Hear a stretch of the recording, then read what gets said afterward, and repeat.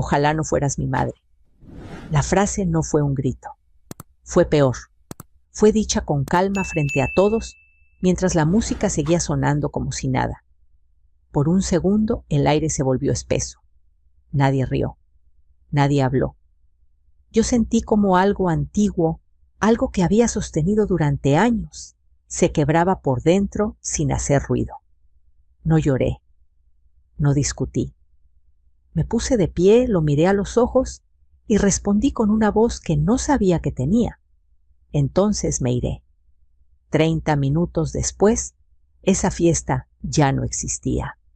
Me llamo Elena Morales, tengo 59 años, y durante mucho tiempo pensé que amar era sinónimo de aguantar. Esa noche, la casa de mi hijo estaba llena como pocas veces.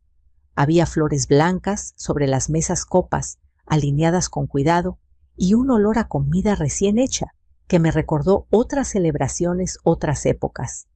Daniel había querido algo elegante, pero sencillo. Yo me encargué de que así fuera. Llegué temprano, como siempre. Planchar manteles me calma. Es un trabajo que se hace en silencio con las manos sin tener que explicar nada. Acomodé las sillas, probé el sonido del proyector. Verifiqué que el video se viera bien desde cualquier ángulo. Nadie me supervisó. Nadie lo hace cuando se trata de mí. Saben que cumplo. La gente empezó a llegar al atardecer.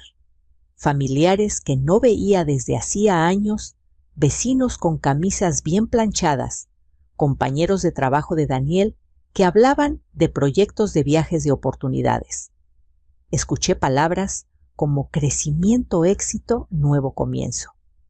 Yo sonreía cuando cruzaban miradas conmigo. Algunas sonrisas eran sinceras, otras corteses. Aprendí hace tiempo a distinguirlas. Me senté al extremo de la mesa larga donde el ruido llega amortiguado y las conversaciones no piden respuesta. Desde ahí observé a Daniel moverse con seguridad, saludar, reír. Estaba orgulloso. No de mí, de sí mismo. Lo entendí sin resentimiento. Los hijos crecen. Eso es natural. Lo que no debería ser natural es volverse invisible en el proceso. Cuando alguien propuso un brindis, sentí una pequeña punzada de expectativa. Tal vez diría algo amable. Tal vez me miraría. Daniel tomó el micrófono. Agradeció a sus colegas, habló de decisiones difíciles de dejar atrás, lo que ya no sirve para avanzar. Varias cabezas asintieron. Yo bajé la mirada y acomodé la servilleta sobre mis piernas. Hay personas que te atan al pasado, añadió con una sonrisa ligera. Algunos rieron incómodos. Yo pensé que ahí terminaría. Me equivoqué. Daniel se inclinó hacia mí cuando los demás volvieron a sus platos. Su voz bajó, pero el micrófono estaba cerca, demasiado cerca. Ojalá no fueras mi madre. No fue un impulso. No fue una broma mal calculada. Fue una frase pensada, dicha sin temblor. La música siguió unos segundos más antes de que alguien bajara el volumen. Nadie sabía qué hacer con ese silencio. Yo sentí el peso de los años caer de golpe. Pensé en todas las mesas en las que me senté antes, la de la cocina pequeña, donde contaba monedas para completar la cena, la de plástico en el patio, cuando llovía dentro de la casa, la mesa donde prometí no fallar. Pensé en cuántas veces había callado para no incomodar. Todo eso pasó en un instante. Me puse de pie despacio, alicé mi blusa, respiré, lo miré a los ojos. Entonces me iré, dije. No levanté la voz, no añadí nada más. Caminé hacia la salida sin mirar atrás. Escuché una silla moverse, alguien decir mi nombre, otro pedir calma. No me detuve. Afuera, el aire nocturno me golpeó con fuerza. Olía a noche y a comida recién hecha. Crucé el portón y me senté en una banca frente a la casa. Desde ahí se escuchaba la música ahora más baja y el murmullo de voces que intentaban recomponerse. No quise escuchar con detalle. No hacía falta. Por primera vez en mucho tiempo, dejé de justificar. No pensé está cansado, no lo dijo en serio, yo exagero. Me permití sentir el cansancio acumulado, ese que no se quita durmiendo. Saqué el teléfono del bolso y miré la pantalla apagada. Había cosas guardadas ahí desde hacía meses, no por rencor, por claridad. No fue venganza pura lo que sentí en ese momento. Fue dolor que buscó voz. Fue cansancio que pidió respeto aunque doliera a todos. Antes de llegar a esa noche, había intentado hablar en privado. Había intentado callar. Había intentado entender. Nada cambió. Miré el reloj. No hice nada todavía. Dejé pasar el tiempo sin moverme. Dentro la fiesta, seguía, pero ya no era la misma. Lo supe sin escucharla. Hay silencios que se sienten a través de las paredes. Pensé en mi madre, en lo que me enseñó sin discursos, que el respeto no se mendiga, que hay límites que también son amor. Me acomodé el abrigo y respiré hondo. No sabía exactamente qué pasaría después, pero sí sabía algo con certeza.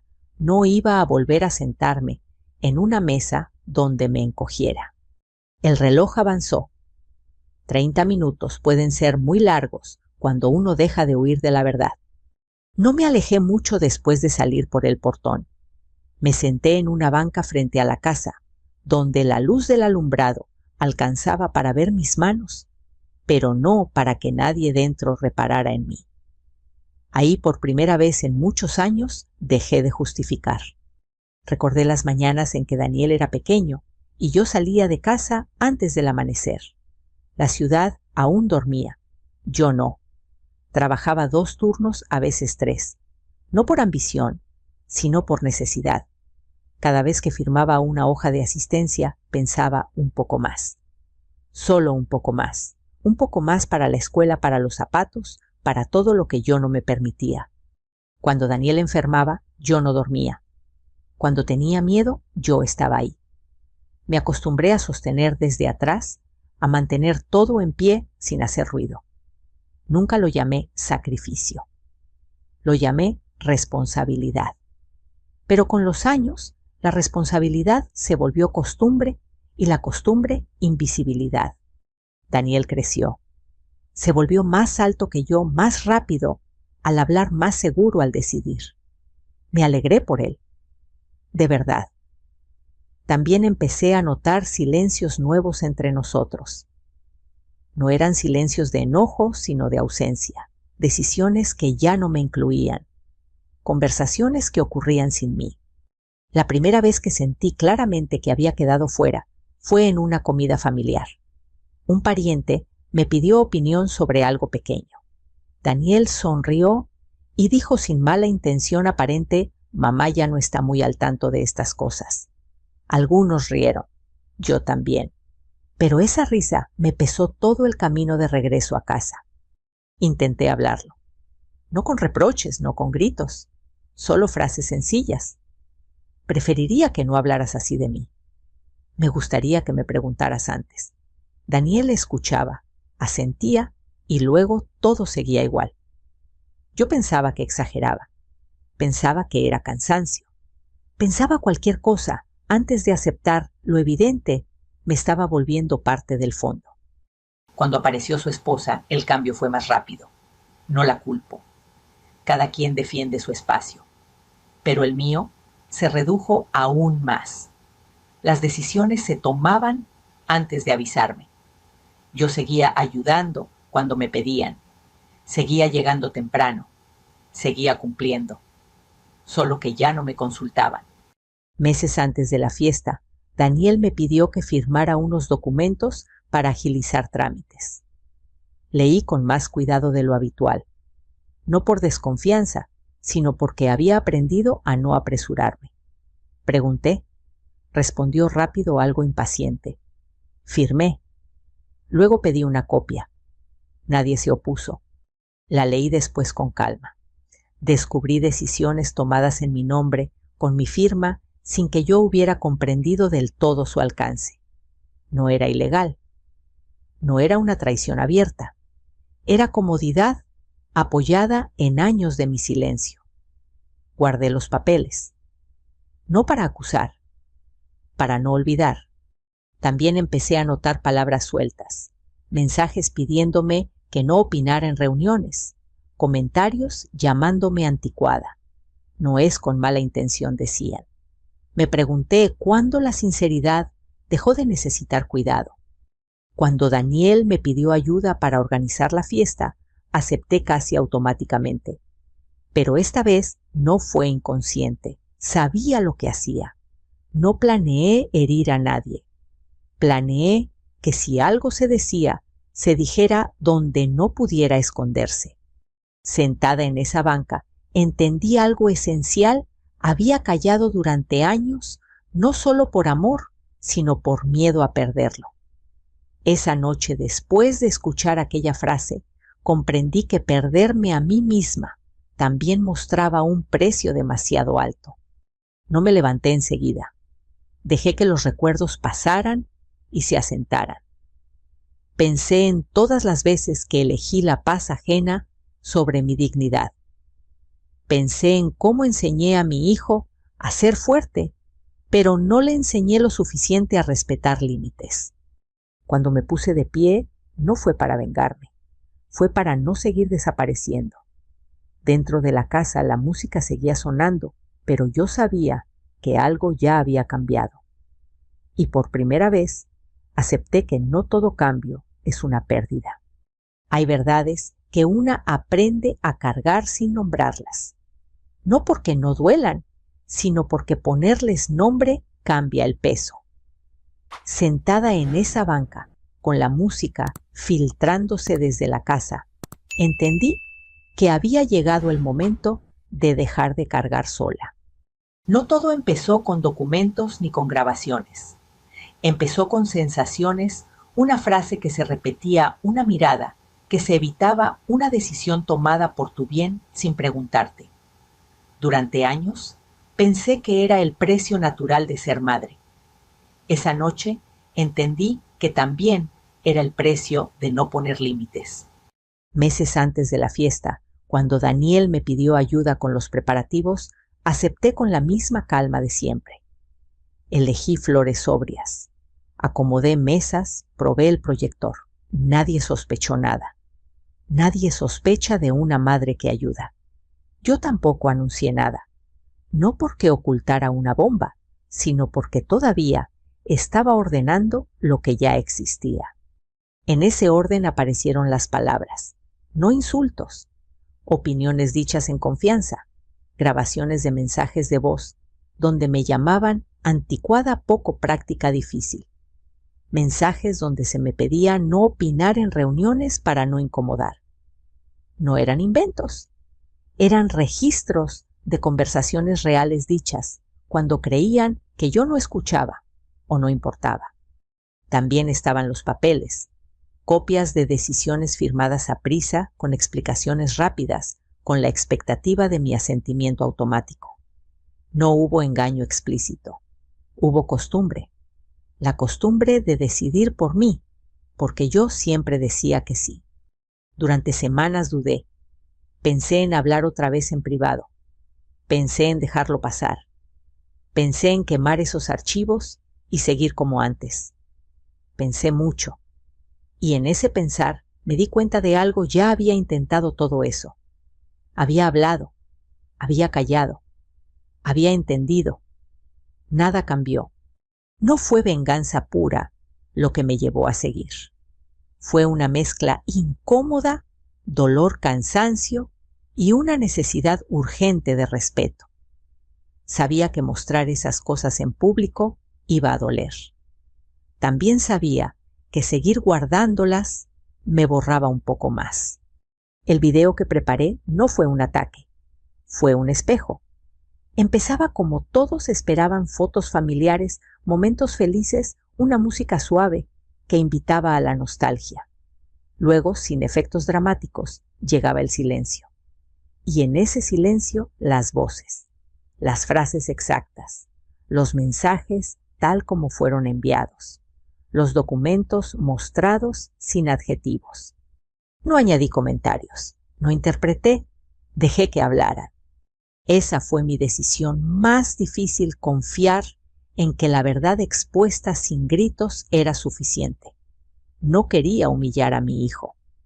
Quería que lo que se decía a puertas cerradas tuviera el mismo aire que lo que se decía frente a invitados. Mientras el reloj avanzaba hacia los 30 minutos, no escuché detalles desde afuera. No conté copas rotas ni gritos. Eso lo supe después por relatos fragmentados por mensajes que llegaron más tarde.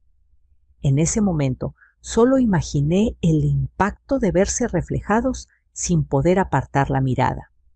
Me pregunté si estaba cruzando una línea, si una madre debe aguantar incluso lo que la niega. Recordé entonces algo simple: poner un límite no borra el amor, lo ordena, y a veces duele. El teléfono vibró con insistencia. No contesté, no porque huyera, sino porque interrumpir ese momento habría sido convertir la verdad en negociación, y no quería negociar lo básico. Pensé en Daniel niño, en su risa fácil, en cómo corría hacia mí con los brazos abiertos. Pensé en el adulto, que se había vuelto seguro de sí rápido, para avanzar torpe, para mirar atrás. No quise castigarlo, quise que se viera. Más tarde, supe que algunos invitados se levantaron en silencio, que otros susurraron preguntas, que alguien intentó apagar el proyector cuando ya era tarde, que Daniel pidió hablar en privado. Esas reacciones no me sorprendieron. El silencio incómodo suele ser la primera respuesta a la verdad. Cuando todo terminó, yo seguía afuera. No volví a entrar. No porque no pudiera, sino porque había dicho, me iré, y sostener esa frase era parte del límite. Hay decisiones que se respetan cumpliéndolas. Caminé unas cuadras, respiré hondo, dejé que el frío despejara la cabeza. No me sentí victoriosa, me sentí responsable. La verdad tiene ese efecto, no celebra, exige. Esa noche dormí poco, no por culpa, sino por la conciencia de que nada volvería a ser igual. Tampoco debía serlo. Había pasado mucho tiempo fingiendo normalidad. Eso también cansa. Al amanecer, supe que lo más difícil ya estaba hecho. No porque el conflicto hubiera terminado, sino porque yo había dejado de desaparecer. Lo que siguiera después ya no dependería solo de mí. Y por primera vez, eso no me dio miedo.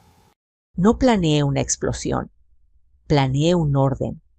La diferencia es pequeña, pero lo cambia todo. Durante años, mi vida había sido eso, ordenar silencios para que otros no se incomodaran. Esa noche, por primera vez, ordené para no desaparecer. Después de caminar unas cuadras, me detuve bajo un farol. La luz amarilla hacía ver la calle más vieja, más honesta. Me apoyé en la pared y respiré hondo. No recé. No pedí que nada saliera bien. Pedí claridad. La claridad no protege del dolor, pero evita la mentira. El teléfono vibró de nuevo. Llamadas perdidas. Mensajes cortos urgentes. No los abrí. Sabía que si lo hacía, el impulso de explicar regresaría. Y explicar en ese punto habría sido ceder el límite. No era el momento de negociar lo básico. Pensé en el video, en cómo había decidido cada pausa. No por dramatismo, sino por respeto. Las imágenes iniciales eran las que todos esperaban ver: bodas, cumpleaños, sonrisas antiguas. Las había elegido porque eran reales. La verdad no empieza negando lo bueno, empieza reconociéndolo. Luego venía el silencio y después las voces, las palabras exactas sin adjetivos añadidos, los mensajes en pantalla tal como fueron enviados, los documentos mostrados con fechas claras. Nada más. Mientras esperaba, entendí algo que me había costado años aceptar: el daño no siempre llega con gritos. A veces llega envuelto en eficiencia, en bromas suaves, en decisiones por tu bien. A veces se llama progreso, y una aprende a sonreír para no estorbar. El tiempo pasó sin prisa. No conté minutos.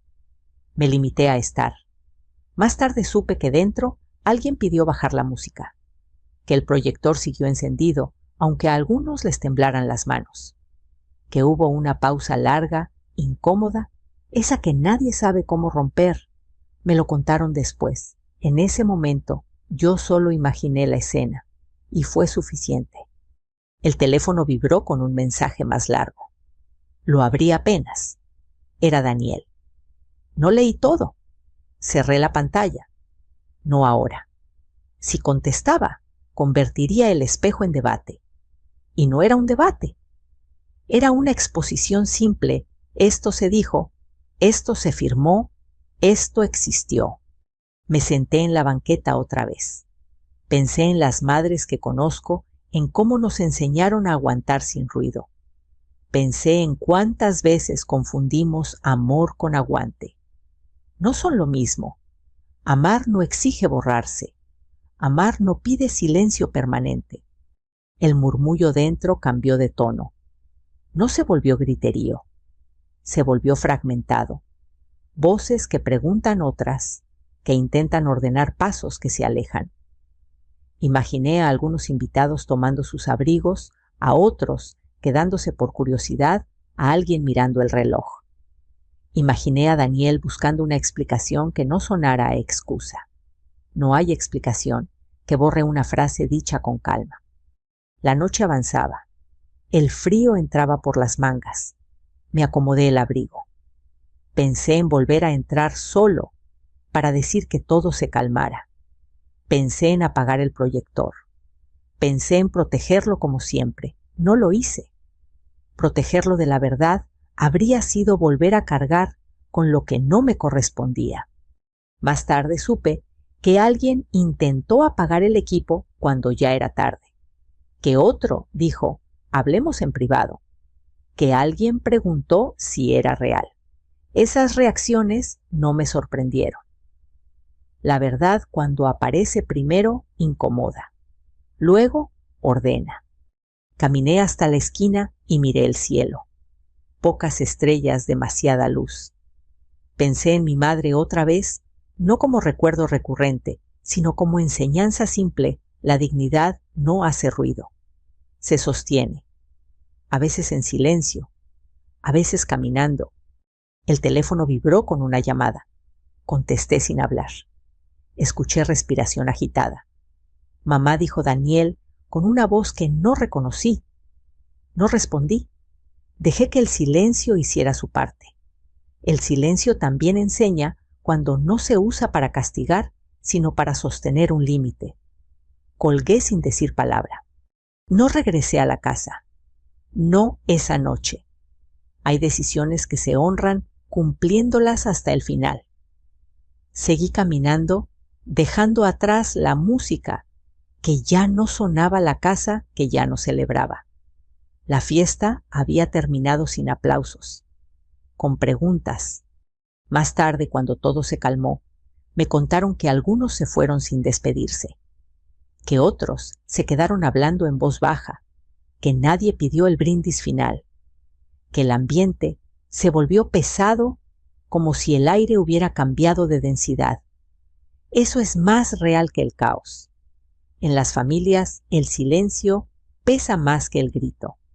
Esa noche dormí poco, no por culpa, por la certeza de que no había vuelta atrás, tampoco había derrota. Había un antes y un después, y yo estaba por primera vez en mucho tiempo del lado de mí misma. Al amanecer con el cuerpo cansado y la mente clara, supe que lo más difícil ya había pasado. No porque el conflicto se hubiera resuelto, sino porque había dejado de esconderme. Lo que viniera después exigiría conversaciones, tiempo, cambios. No todos ocurrirían, pero ya no dependerían de mi silencio. La verdad había respirado. Ahora tocaba ver quién estaba dispuesto a respirar con ella. No volví a entrar, pero tampoco me fui lejos. Caminé sin prisa por la calle lateral y me detuve donde la luz era más suave. El teléfono vibró varias veces. No contesté. No por orgullo, sino porque el primer impacto necesitaba ocurrir sin mi intervención. 30 minutos después de que me fui a la fiesta, ya no era una fiesta. Eso lo supe más tarde por voces distintas que coincidían en lo mismo. El ambiente se volvió pesado. Las risas se apagaron. Las conversaciones se quebraron en susurros. No hubo gritos generalizados ni escenas exageradas. Hubo algo peor para una familia, un silencio incómodo que nadie sabía cómo romper. Alguien me contó que cuando el video terminó, nadie aplaudió, que un par de invitados se levantaron en silencio, tomaron sus abrigos y se fueron sin despedirse, que otros se quedaron sentados mirando la mesa como si buscaran una frase correcta que no existía, que alguien preguntó si aquello era verdad y que Daniel tardó demasiado en responder. Supe también que intentó explicar, no negar, sino ordenar el relato. Dijo que eran malentendidos, que las frases estaban fuera de contexto, que los documentos eran trámites normales. Nadie lo interrumpió. Eso fue lo más duro. Cuando no hay interrupciones, no hay defensa que alcance. Más tarde, alguien intentó apagar el proyector cuando ya no tenía sentido. El daño no estaba en la pantalla, sino en el aire. El video no gritaba. Había dejado preguntas abiertas. Y las preguntas, cuando aparecen en público, no se guardan en un cajón. El teléfono volvió a vibrar. Esta vez atendí sin hablar. Escuché respiración agitada. Mamá, dijo Daniel, con una voz que no reconocí. No respondí. Dejé que el silencio hiciera su parte. No era castigo. Era coherencia. Colgué despacio. Caminé unas cuadras más. El frío ayudó a ordenar la cabeza. Pensé en la palabra pánico. No fue pánico total, fue desorientación. Fue la pérdida del guión. Fue darse cuenta de que la versión cómoda ya no alcanzaba para sostener la noche. Horas después, cuando todo se calmó, llegaron los mensajes. No los leí todos. Leí fragmentos. ¿Es cierto? No sabía. Lo siento. ¿Por qué así no respondí? No era el momento de explicar intenciones. Lo dicho ya estaba dicho. A la mañana siguiente desperté temprano. Preparé café. Encendí el teléfono. Leí un mensaje de Daniel, tenemos que hablar. No había disculpa, no había reproche, solo esa frase. Hablar después. Siempre después. Salí a caminar. La ciudad seguía su ritmo. Pensé en cómo los conflictos familiares parecen enormes por dentro y diminutos por fuera. Nadie en la calle sabía quién era yo ni lo que había pasado la noche anterior. Eso me alivió. La identidad no se reduce a una escena. Supe por una tía que la casa se había vaciado rápido, que la música no volvió a subir, que nadie pidió el brindis final, que algunos se quedaron discutiendo en voz baja.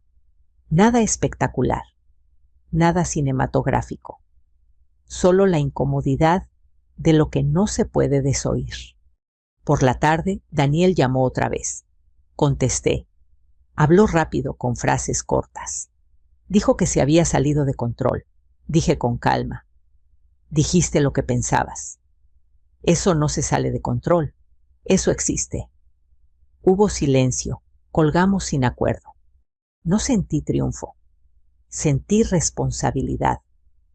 La verdad tiene ese efecto. No celebra, exige. Exige tiempo, conversaciones difíciles, cambios que no siempre llegan.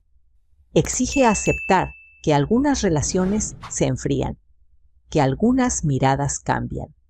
Ese es el costo. Esa noche escribí en una libreta una sola frase: no dejé de ser madre. Dejé de ser invisible. La subrayé y cerré la libreta. Dormí poco, pero dormí sin esa presión vieja en el pecho. 30 minutos después de que me fui a la fiesta, terminó. No con aplausos, sino con preguntas. Y las preguntas, una vez abiertas, no se cierran solas. El día después no trajo calma. Trajo consecuencias. No llegaron todas juntas ni con un ruido claro. Llegaron como llegan, las cosas que de verdad importan despacio, acumulándose, obligando a mirar de frente. Me quedé unos días en casa de una amiga. No hizo preguntas. Me ofreció café, una habitación ordenada y silencio. Agradecí ese silencio más que cualquier consejo. Encendí el teléfono por ratos, lo apagué por otros. No tenía prisa por administrar reacciones. Los mensajes empezaron a dibujar un mapa claro. Algunos familiares escribieron para preguntar si era cierto. Otros para decir que esas cosas se arreglan en privado. Un par de personas que apenas conocía me enviaron notas breves de apoyo. No respondí de inmediato. No quería convertirme en vocera de mi propia herida. Daniel llamó varias veces. No siempre contesté. Cuando lo hice, escuché más de lo que hablé. Había vergüenza, enojo, miedo. También había una necesidad urgente de volver a cerrar lo que se había abierto. Lo entendí. La apertura incomoda. Pero no prometí nada. Esto nos está afectando a todos, dijo en una de esas llamadas. A mí también respondí, desde hace años. No discutimos, colgamos. Con el paso de los días, supe que algunas invitaciones se habían enfriado, que ciertos comentarios empezaron a circular en voz baja, que alguien había dejado de llamar. Eso es real. Cuando la verdad incomoda, no todos se quedan.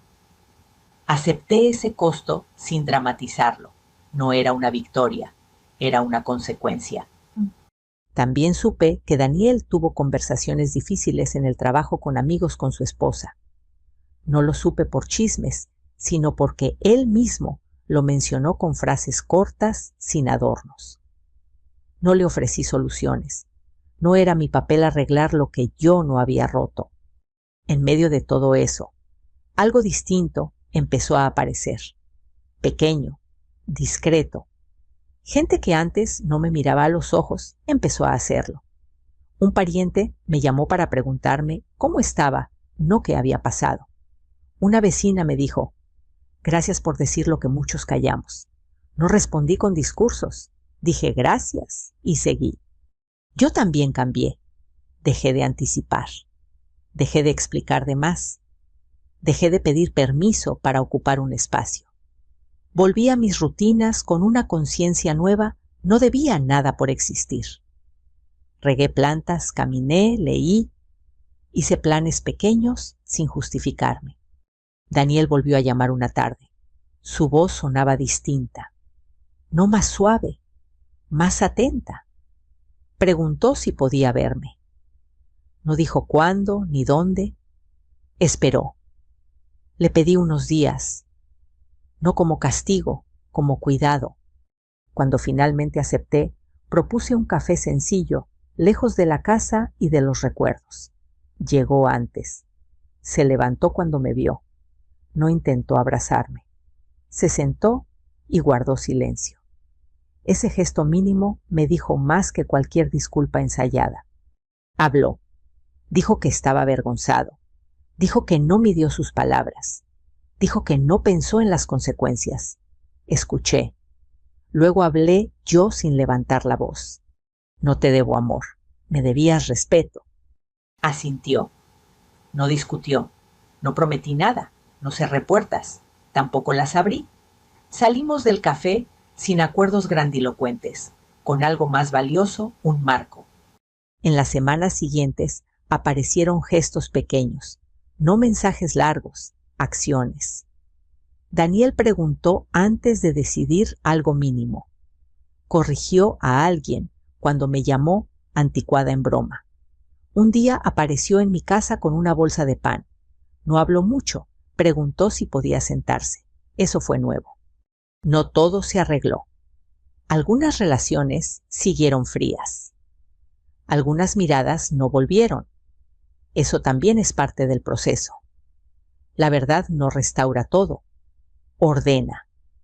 Y ordenar implica aceptar pérdidas. Yo seguí con mi vida, sin discursos, sin explicaciones públicas, con límites claros. Aprendí que el respeto no se negocia después de perderse. Se reconstruye con tiempo y coherencia. Y que a veces la forma más honesta de amar es no cubrir más el ruido. Cuando pienso en aquella noche, no me veo caminando hacia la salida. Me veo dejando de encogerme. Y esa imagen por primera vez no duele. El tiempo no cerró la herida por sí solo. La acomodó.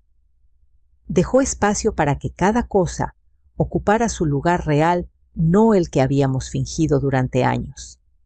Volví a mi casa una semana después con una bolsa pequeña y una certeza tranquila no regresaba a lo mismo. Abrí las ventanas. El aire entró despacio. Regué las plantas. Puse música baja. Me senté a la mesa de la cocina y miré mis manos. Esas manos habían sostenido a un niño, habían firmado papeles, habían planchado manteles para una fiesta que ya no existía. Por primera vez no sentí orgullo ni culpa. Sentí pertenencia. Daniel no llamó de inmediato. Cuando lo hizo, su tono era distinto. No urgente, no defensivo, atento. Preguntó si podía pasar a saludar. No exigió. Esperó. Le dije que sí, pero otro día. Entendí que el respeto también se enseña dejando que el tiempo haga su trabajo. Los días siguieron con su ritmo sencillo. Mercado, llamadas breves, una caminata al atardecer. Me permití decir no sin justificarme y sí sin miedo. Me permití no explicar. La maternidad no se fue. Se reacomodó. Ya no ocupaba todo el espacio. Tampoco estaba al margen. Cuando finalmente nos vimos de nuevo en casa, Daniel llegó con una bolsa de pan. No habló mucho. Preguntó si podía sentarse. Ese gesto pequeño sostuvo más que cualquier discurso. Hablamos de cosas simples.